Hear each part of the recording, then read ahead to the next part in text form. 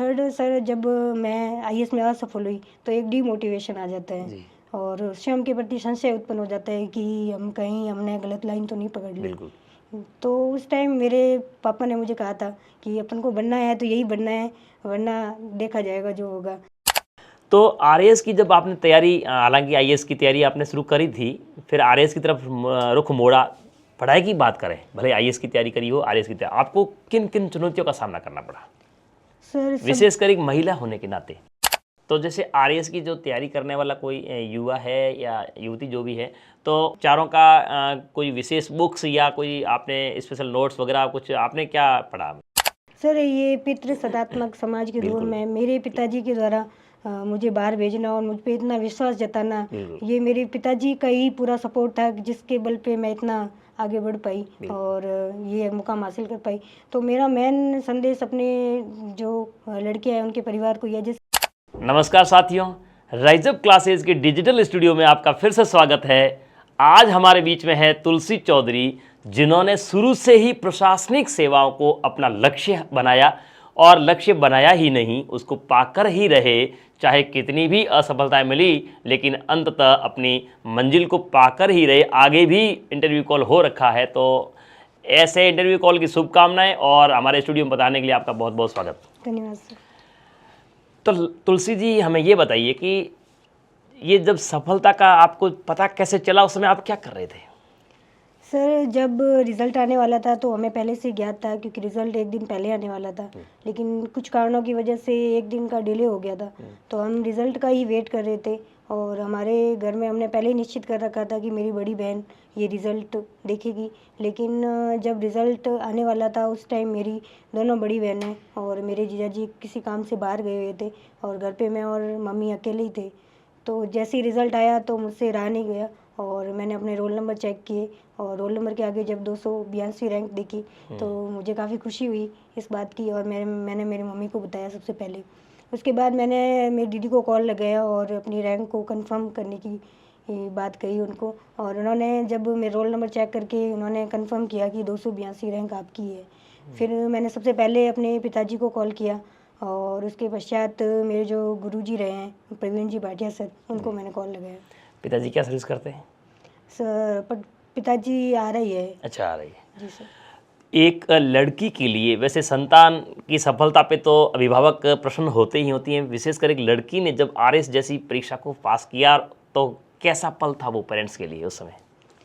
Sir, जिस time result आया था तो वो हमारे लिए बहुत एक भावुक पल था। जी। और पिताजी, क्योंकि हम सब रिज़ल्ट का वेट कर रहे थे और अच्छे परिणाम की आशा कर रहे थे, तो एक अच्छा परिणाम मिला और मेरे पिता के लिए गर्व की बात थी, क्योंकि हम 3 ही बेटियां हैं अपने पिता के और हमारे कोई भाई नहीं है। अच्छा। तो मेरे पिता के लिए बहुत गर्व का पल था कि मेरी तीनों बेटियों ने मेरा सर ऊपर रखा और जो उनका सपना था वो मैंने उनका पूरा किया।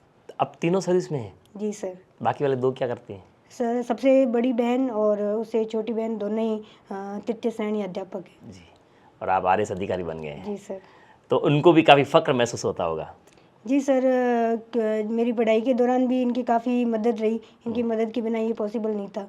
तो हम सब एक अच्छे परिणाम की प्रतीक्षा कर रहे थे। जी, जब जी। ये परिणाम आया तो मेरे पूरे परिवार के लिए बहुत ही ज़्यादा खुशी का पल था ये। आप शुरू से ही प्रशासनिक सेवाओं में ही जाने का आपका इरादा था, शुरू से ही? सर, जैसे कि मेरे को 11th क्लास तक तो सिविल सर्विसेज की परीक्षा का कोई ज्ञान नहीं था। जी। जब 11th क्लास में मैं नवोदय विद्यालय में गई तो वहाँ हमारे सीनियर भैया थे, उनका आईएएस में चयन हुआ था। उसके पश्चात वो नवोदय विद्यालय पधारे थे और उन्होंने हमें बताया कि आरएएस और आईएएस की परीक्षा के बारे में बताया। तब मुझे पहली बार ज्ञात हुआ कि हम जैसे आम लोग भी आरएएस की परीक्षा पास करके ये अधिकारी बन सकते हैं। और उसी समय मैंने ठान लिया था कि मुझे इसी चीज़ में आगे बढ़ना है। अच्छा, आपने जो ये सफलता प्राप्त करी, इसके सबसे ज़्यादा क्रेडिट या श्रेय किसे देना चाहेंगे आप? सर, सबसे पहले मैं ईश्वर का धन्यवाद करना चाहती हूँ। जी। और जहाँ श्रेय की बात है तो जो मेरे फैमिली है, जिसमें मेरे माता पिता, मेरी दोनों बहनें और मेरे छोटे वाले जीजा जी, जिन्होंने मेरे बड़े भाई की भूमिका निभाई है हमेशा। जी। और फिर मेरा नवोदय परिवार और आदर्श विद्यालय शिक्षण संस्थान, जी। और सबसे जो आगे का आरएस की तैयारी में जो सबसे बड़ा योगदान मेरे भाटिया सर के परिवार का रहा है। और भाटिया आश्रम परिवार ने मेरी काफ़ी मदद की और मुझे इस मुकाम तक आगे बढ़ने के लिए मार्गदर्शन प्रदान किया। तो इन सब लोगों ने मेरा काफ़ी सहयोग रहा। ठीक है। तो आपने ये प्रारंभिक शिक्षा आपकी कहाँ से हुई? मेरी 8वीं तक की जो कक्षा क्लास है वो आदर्श विद्या मंदिर चौटन से कंप्लीट की। उसके बाद मैंने 9th और 10th गवर्नमेंट स्कूल चौटन से, और 11th और 12th क्लास मैंने नवोदय विद्यालय कुचामन सिटी से कंप्लीट की थी। जी। उसके बाद पश्चात मैं, क्योंकि मुझे सिविल सर्विसेज में जाना था और अपना फाउंडेशन मजबूत करना था, तो मैं भाटिया आश्रम की तरफ गई और वहीं से मैंने सूरतगढ़ गंगानगर से ही मैंने ग्रेजुएशन कंप्लीट की थी। आपने कहा कि मैं नवोदयन भी हूँ, तो नो डाउट नवोदयन जो होते हैं वो क्रीम तो होते ही हैं, और तो पढ़ने का जज्बा तो शुरू से था ही आपका। उसका भी फ़ायदा मिला होगा आपको, नवोदय का भी?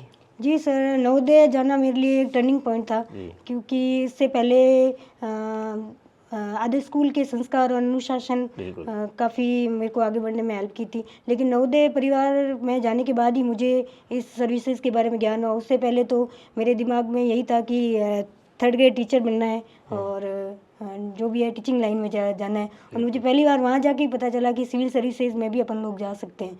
तो नवोदय परिवार का ये एक योगदान था।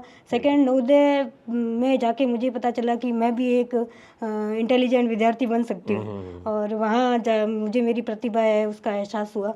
और उन्होंने मेरे जो 11th और 12th का जो कोर्स था वो बहुत अच्छे से किया, और मुझे आज तक उनकी एक एक लाइन याद है।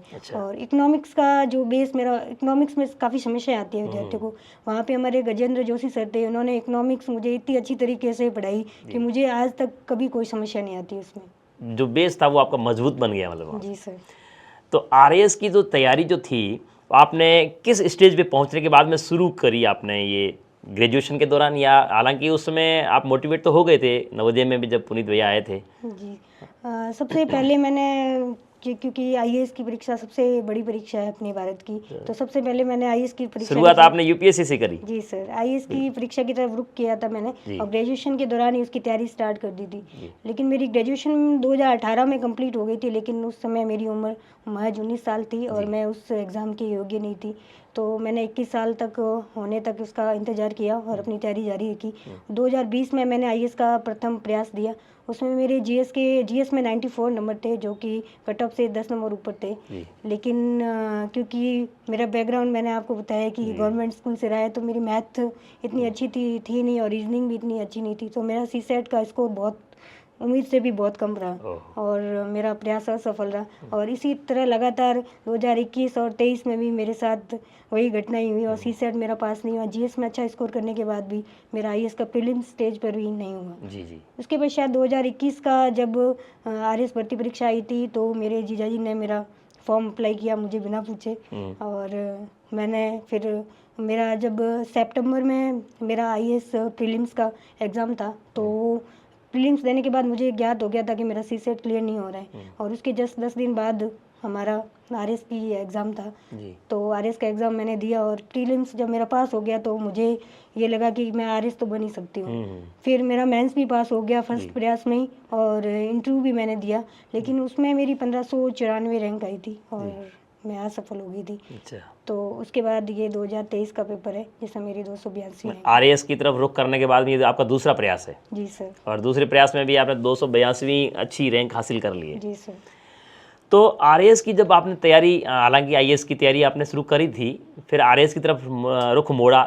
पढ़ाई की बात करें, भले आईएएस की तैयारी करी हो, आरएएस की तैयारी, आपको किन किन चुनौतियों का सामना करना पड़ा सर? विशेषकर एक महिला होने के नाते? जी सर, सबसे पहले सर बात करें तो मीडियम की समस्या मुझे थी, क्योंकि मैं एक हिंदी मीडियम की विद्यार्थी रही हूँ शुरू से ही। तो मुझे यूपीएससी में इंग्लिश, क्योंकि हिंदी में काफ़ी मैटर कम अवेलेबल रहता है, तो मुझे इंग्लिश का मैटर ही ज़्यादा पढ़ना पड़ता था। तो मुझे फर्स्ट समस्या वहाँ पे फेस करनी पड़ी थी मीडियम की वजह से। और आरएएस में एज इट इज़ ऐसी कोई समस्या मुझे मीडियम की वजह से नहीं हुई, लेकिन क्योंकि 4th पेपर में वही इंग्लिश का पेपर था, तो लेकिन वो मैंने कोचिंग के जरिए काफ़ी कवर करने की कोशिश की। और सेकंड, महिला होने के नाते जैसे कि जैसे उम्र बढ़ती जाती है तो समाज मेरे पिताजी पे काफ़ी दबाव बना रहे थे जी। कि शादी कर शादी देनी कर लो, चाहिए। सही बात। 2020 में जब मेरी दोनों बहनों की शादी हुई थी तो मेरे मम्मी और पापा पे काफ़ी दबाव था कि इसकी भी साथ कर दो। साथ कर दी जाए, जी। लेकिन मेरे पापा ने ये बात नहीं मानी जी। और मेरी शादी नहीं की और मुझे इन चीज़ों से बचाए रखा। थर्ड सर, जब मैं आईएएस में असफल हुई तो एक डीमोटिवेशन आ जाता है जी। और स्वयं के प्रति संशय उत्पन्न हो जाता है कि हम कहीं हमने गलत लाइन तो नहीं पकड़ ली। बिल्कुल। तो उस टाइम मेरे पापा ने मुझे कहा था कि अपन को बनना है तो यही बनना है, वरना देखा जाएगा जो होगा। तो मैंने उनकी ये बात मानी और कोशिश करती रही। और 2021 में जब मैं असफल हुई थी तो क्योंकि इंटरव्यू के पास जाके एकदम वापस आ जाना ये बहुत बड़ी दुख की बात थी मेरे लिए। लेकिन उस समय मैं प्रवीण जी भाटिया सर के पास गई थी और उन्होंने मुझे एक ही बात बोली थी कि दिमाग को किसी भी दबाव से मुक्त रखो और जाओ, कमरा बंद करो और सिलेक्शन के बाद ही मुझे दिखना। अच्छा, जुट जाओ, हाँ। तैयारी में जुट जाओ। हाँ। बहुत अच्छा मोटिवेशन दिया जी। और उसके बाद मैं उस रिजल्ट के लिए कभी नहीं रोई और मैंने जो अपनी कमियां रही उसको सुधारा और 2022-23 वाली वैकेंसी में मैंने ये रैंक प्राप्त की थी। अच्छा, बहुत बढ़िया। तो आपने मतलब जब भी आप टूटते थे तो आपने पिताजी आप एक सहारा बन के उभरे, उन्होंने डीमोटिवेट आपको कभी होने नहीं दिया और सामाजिक तानों से भी आपको उबार के रखा। तो इस स्टूडियो के माध्यम से आपके पिताजी को भी बहुत बहुत धन्यवाद देना चाहेंगे कि उन्होंने आपको एक महिला लड़की होने के नाते भी मोटिवेट करते रहे। बहुत बढ़िया। तो जब आपने आरएस की तैयारी शुरू करी या आईएएस की भी तैयारी करते थे तो जो आपका समय प्रबंधन होता था, प्रतिदिन कितने घंटे पढ़ना, इसका मैनेजमेंट कैसे करते थे आप? सर, क्योंकि मैं पीजी में ही रही हूँ, क्योंकि खाना बनाना ये सब काफ़ी टाइम कंज्यूमिंग काम होता था। तो मुझे जो हमारे पीजी सूरतगढ़ में था उनकी आंटी ने मुझे टाइम टू टाइम खाना वगैरह सब दिया। तो मुझे सिर्फ पढ़ाई पे ही फोकस करना था, मेरा एक ही काम रह गया था। तो मैंने सबसे पहले जो सब्जेक्ट मेरे अच्छे थे उनको और अच्छे से किया और जो सब्जेक्ट मेरे कमज़ोर थे उनके प्रीवियस ईयर के क्वेश्चन देके और उस अकॉर्डिंग जितना पढ़ना ज़रूरी था उतना ही मैंने पढ़ा और ज़्यादा उसमें उलझने की कोशिश नहीं की मैंने। और जितना ज़रूरी था मेरे लिए मैंने उतना ही पढ़ा और एनसीईआरटी बुक्स वगैरह बुक्स को हमेशा रेफरेंस बना के अपना पढ़ा। तो सर, तो जैसे आरएएस की जो तैयारी करने वाला कोई युवा है या युवती जो भी है तो उनमें आपने 4 पेपर होते हैं? जी सर। चारों का कोई विशेष बुक्स या कोई आपने स्पेशल नोट्स वगैरह कुछ आपने क्या पढ़ा, मतलब कुछ बता सकते हो?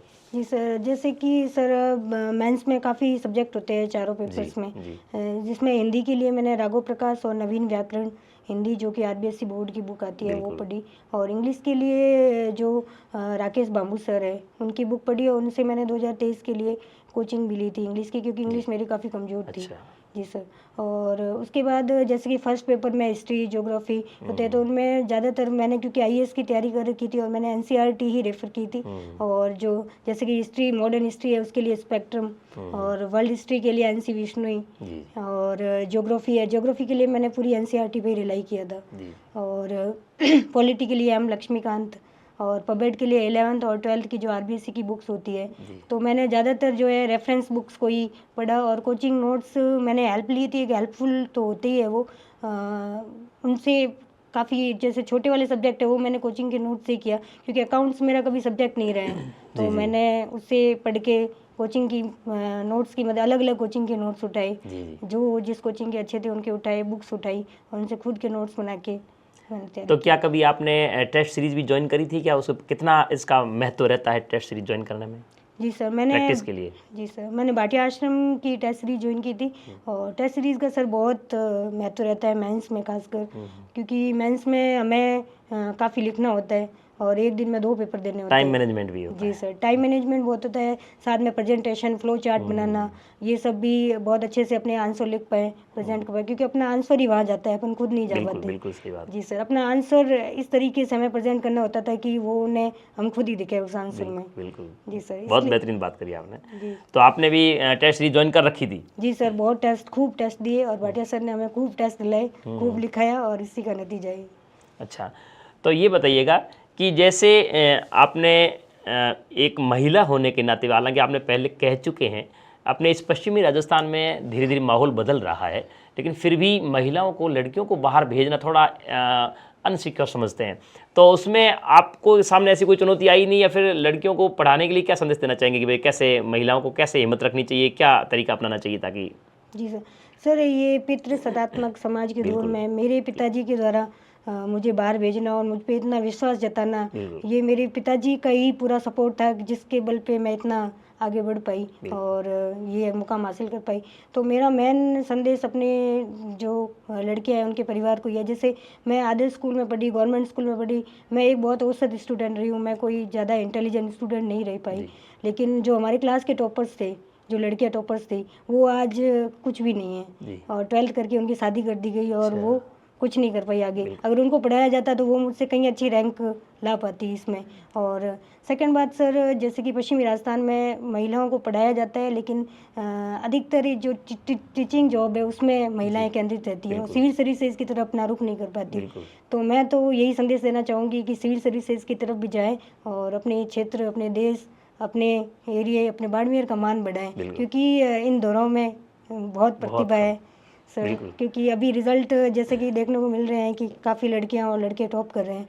तो क्योंकि मैं सबसे पहले जब भाटिया आश्रम से जुड़ी थी तो प्रवीण जी भाटिया सर ने सबसे पहले मुझे पूछा था आप कहाँ से हैं, तो मैंने कहा था बाड़मेर से। तो कि फिर अपना अच्छी रैंक से पक्का सिलेक्शन होना तय है, क्योंकि बाड़मेर के विद्यार्थी बहुत मेहनती होते हैं। तो इस मेहनत को पहचाने, इस प्रतिभा को पहचाने और लड़कियों को भी आगे बढ़ाएं। जितना संघर्ष पश्चिमी रेतीली रेगिस्तान में जो प्रतिभाएं कर रही है वो लोहा पूरे राजस्थान में मनवा रही है, तो धीरे धीरे कॉन्फिडेंस उनको भी विश्वास होने लग गया कि बाड़मेर के प्रतिभागी जो हैं पढ़ रहे हैं। जी सर। तो उसमें आपने भी हाथ आजमाया, विशेषकर लड़कियां प्रशासनिक सेवाओं में यहाँ पे रेशियो कम है, आपने उसका रेशियो बढ़ाने का उसमें अहम रोल निभाया है, उसके लिए आप उनके लिए रोल मॉडल हैं। तो मैं भी अभ्यर्थियों को कहना चाहूँगा कि आप भी जो विशेषकर महिलाएं हैं वो यदि नैतिकता के रास्ते पे चलते हुए थोड़ा सा परिवार को भरोसे में ले तो इस प्रकार से प्रशासनिक सेवाओं की तरफ रुख किया जाए तो सफलता मिल सकती है। जी सर। आपका साक्षात्कार किस बोर्ड में था? सर मेरा जो साक्षात्कार था वो माननीय केसरी सिंह जी के बोर्ड में था, जो कि आरपीसी सदस्य हैं। साक्षात्कार कितने मिनट चला लगभग? सर मेरा साक्षात्कार 37 मिनट चला था। 37 मिनट। साक्षात्कार के दौरान ऐसा कोई प्रश्न जो आपको विशेष रोचक लगा हो या फिर आपने कोई उसको विशेष रोचक जवाब दिया हो, जैसे साक्षात्कार बोर्ड पूरा प्रसन्न हो गया हो, आपके उत्तर से पूरा नया मोड़ आ गया हो, ऐसा कोई वाकया है तो सुनाइएगा। जी सर क्योंकि मेरा जो एजुकेशन बैकग्राउंड है उसमें बीए, बीएड, एमए और नेट क्लियर था, तो उन्होंने जैसे ही मेरा एजुकेशन बैकग्राउंड देखा तो उनको सारे टीचर्स वाले गुण मुझ में लगे। तो उन्होंने मुझे पहला क्वेश्चन यही किया था कि आप टीचर बन जाइए, आप इधर क्यों आना चाहते हैं, आपको आरएस ही क्यों बनना है, आप आरएस क्यों बनना चाहते हैं। तो मैंने इसका यही जवाब दिया था सर कि ये जो ग्रामीण जनता है ये मेरी खुद की जनता है, मैंने इनके बीच रह के इनकी समस्याओं को जाना पहचाना है और मैं उनके लिए जितना अच्छी तरीके से काम कर पाऊंगी उतना मुझे नहीं लगता कि और जो लोग हैं वो कर पाएंगे, और मैं उनको समस्याओं को अच्छी तरह समझ पाऊंगी, अच्छी तरह कर पाऊंगी। तो मुझे आरएस इसलिए बनना है। और शिक्षक एक प्रशासक शिक्षक की भी भूमिका निभा सकता है आगे जाके अपने जो अधीनस्थ कर्मचारी हैं उनके लिए, और अपने जो आने वाली जो विद्यार्थी है जो आरएस की तैयारी करना चाहते हैं उनके लिए भी। तो मैं एक प्रशासक के साथ साथ शिक्षक की भूमिका भी निभा सकती हूँ। और सर लास्ट क्वेश्चन भी मेरा यही था कि गुरु सर ने पूछा था कि आपको मेरा लास्ट क्वेश्चन है गुरु बड़ा कि प्रशासक। तो मैंने सर यही कहा था कि कबीर जी ने भी गुरु को ही बड़ा बताया था, गुरु गोविंद हो खड़े। तो सर ऑफकोर्स सर गुरु बड़ा है, और मैंने उनको ये बोला था मैं अगर आज इस जगह बैठी हूँ आपके सामने तो मेरे पीछे कई गुरुओं की मेहनत है, और उन्होंने मुझे मोटिवेट किया, मुझे मार्गदर्शन दिया, उनकी वजह से मैं आज पहुंच पाई हूँ। तो ऑफकोर्स गुरु से बड़ा तो कोई नहीं हो सकता। बिल्कुल बुरा, आपने बहुत अच्छा जवाब दिया और ये विशेष प्रश्न आपके सामने यही रहा। जी सर। इसने आपके इंटरव्यू को मतलब पॉजिटिव तरीके से मोड़ दिया। जी सर। अच्छा, तो ये बताइएगा कि जब आप करते थे तो मैंने हालांकि पहले प्रश्न पूछ रखा है, तो कितने घंटे पढ़ना और क्या करना, इसका शेड्यूल कैसे निर्धारित करते थे आप? सर जैसे कि हम सुबह उठते ही सबसे पहले आंटी को नीचे फ़ोन कर देते थे कि चाय बना दो, तो हम उठते में नहा धो के तैयार हो जाते थे, फिर नाश्ता वगैरह करके हम लाइब्रेरी चले जाते थे। मैंने अधिकतर अपनी पढ़ाई 2023 की लाइब्रेरी में कंप्लीट किया, और मेरा फ़ोन हमेशा रूम पे ही छोड़ के जाती थी कि फ़ोन से काफ़ी नहीं चाहते हुए भी काफ़ी डिस्ट्रैक्शन हो जाता है। और मैंने ऑनलाइन क्लासेस वगैरह पे कम ही भरोसा किया, कि मैंने ज़्यादा खुद पढ़ने पे, स्वयं पढ़ने पे और स्वयं के नोट्स बनाने पे किया। तो ये मेरा रहता था, और पूरे दिन पढ़ने के बाद 1 बजे के आसपास हम खाना खाते थे और फिर हम वापस अपनी पढ़ाई, ज़्यादा पूरा ध्यान हमारा पढ़ाई पे ही रहता था। हमें बस यही रहता था कि ज़्यादा से ज़्यादा समय हम पढ़ें और एक अच्छी नींद लें। और सर एक बात है कि जो ग्रुप है वो उसका सकारात्मक रहना बहुत ज़्यादा ज़रूरी है। एक अच्छे ग्रुप की भूमिका मेरी तैयारी में भी रही है। मेरे साथ मेरी 2 फ्रेंड्स थी जिन्होंने तैयारी स्टार्ट की थी और हम तीनों ने 2023 की तैयारी की। तो हम एक टारगेट फिक्स कर लेते थे कि अपन को आज इतना पढ़ना है, तो हम तीनों उसी होड़ में रहते थे कि इस टारगेट को पूरा करना है और हमें पढ़ना है।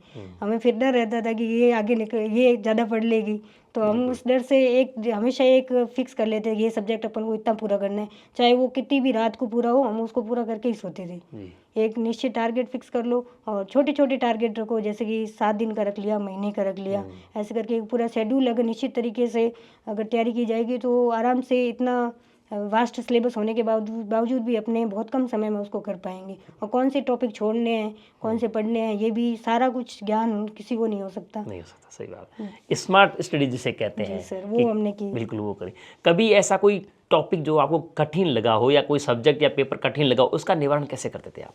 सर जैसे कि मेरा बैकग्राउंड आर्ट्स का रहा है, तो मुझे साइंस का सब्जेक्ट वो बहुत ज़्यादा हार्ड लगता था। और 10th छोड़ने के बाद मैंने यूपीएससी में भी सिर्फ साइंस एंड टेक्नोलॉजी पढ़ी थी, साइंस का इतना ज़्यादा मैंने पढ़ा नहीं था। तो मुझे आरएस के सेकंड पेपर में मुझे साइंस की थोड़ी समस्या आई थी, तो उसके लिए मैंने प्रीवियस ईयर जो क्वेश्चंस होते हैं प्रीलिम्स के और मेंस के वो देखे और प्रीवियस ईयर क्वेश्चन के आधार पे कि वो क्या पूछ रहे हैं और उसी आधार पे उतनी ही तैयारी की जितनी मुझे आवश्यकता थी, क्योंकि उससे ज़्यादा मैं उसमें विशेषज्ञ नहीं हो सकती थी, क्योंकि मुझे साइंस का इतना मेरा बेस क्लियर नहीं था। लेकिन मैंने जब उसको बार बार पढ़ा तो वो चीज़ें मुझे समझ आने लग गई और बार बार रिवीजन की वजह से वो चीज़ें मेरे दिमाग में बैठ गई और मैं वैसा एज इट इज़ वहाँ लिख के आ गई। Revision makes division. जी सर, वो बात साबित हुई आपकी? जी सर। अच्छा, तो इस प्रकार से आपने तैयारी को अच्छे मोड की तरफ लाए। आप एक प्रशासनिक अधिकारी बन चुके हैं। अब आप विशेषकर महिलाओं के लिए या अपने क्षेत्र जो पिछड़ा इलाका है उसके लिए आप यदि आपको योजना बनाने के लिए कहा जाए तो क्या परिवर्तन ला सकते हैं? सर मेनली जैसे कि अपने क्षेत्र है उसमें वुमेन एजुकेशन अराउंड 40% ही है। जी। तो मैं सबसे पहले तो सभी जो हमारी ऑडियंस है उनके जो अभिभावक है उनसे कहना चाहूँगी कि अपनी बच्चियों को ज़्यादा से ज़्यादा पढ़ाएं और बच्चियाँ भी आपके परिवार का गौरव बढ़ा सकती है। उनको एक बोझ ना समझ के उनको एक संपत्ति समझे अपनी और आगे पढ़ाएं, आगे बढ़ाएं और बच्चियाँ आपका ऑफकोर्स बहुत मान बढ़ाएगी। तो सर फर्स्ट ये रहेगा। सेकंड सर जैसे कि अपने एरिया में कनेक्टिविटी की समस्या है तो मैं उसको सॉल्व करना चाहूँगी। जैसे मेरा गांव खुद बोरला जाटान है तो उधर हमें जाने में खुद को बहुत समस्या होती है, तो कनेक्टिविटी की प्रॉब्लम सॉल्व करने की कोशिश की जा सकती है। और थर्ड जो लॉ एंड ऑर्डर है उसके अकॉर्डिंग काम करना और जन कल्याण के लिए काम करना और जनताओं की समस्याओं को सुनना, उनको सुलझाना, यही मेरी प्राथमिकता रही। तो आपने बहुत बेहतरीन तरीके से अपने सवाल जो हैं आपने प्रस्तुत किए। तो अब आप हमें एक लास्ट में ये बताइएगा, जो विभिन्न प्रतियोगी परीक्षाओं की जो प्रतिभागी तैयारी कर रहे हैं, कॉम्पिटिटर जो तैयारी कर रहे हैं, उनको आप अंत में क्या संदेश देना चाहेंगे? विशेषकर महिलाएं और दूसरे प्रतिभागी भी, आप उन्हें अंत में अपना क्या संदेश देना चाहेंगे ताकि वो दुगुने जोश के साथ तैयारी करते रहें? जी सर, मेरा उनको यही संदेश रहेगा कि वो धैर्य के साथ मेहनत करते रहें और असफलता से नहीं घबराएं। असफलता आएगी तो उससे कुछ सीखें और उससे सीख के आगे बढ़ें। अगर आप सच्चे मन से और अपने लक्ष्य के प्रति अडिग रहेंगे तो वो लक्ष्य आपको मेरी तरह एक दिन ज़रूर प्राप्त होगा। और लड़कियों को यही कहना चाहूँगी, आगे बढ़ें, अपने परिवार का, गुरुजनों का सम्मान करें और अपने परिवार का गौरव बढ़ाएं। बहुत बहुत बढ़िया। तो इस प्रकार से हमारे स्टूडियो से जुड़े रहिएगा, ऐसे ही मोटिवेशनल वीडियोस और हम प्रसारित करते रहेंगे। आपका स्टूडियो में आने के लिए तुलसी जी बहुत बहुत फिर से स्वागत और अभिनंदन। Thank you sir.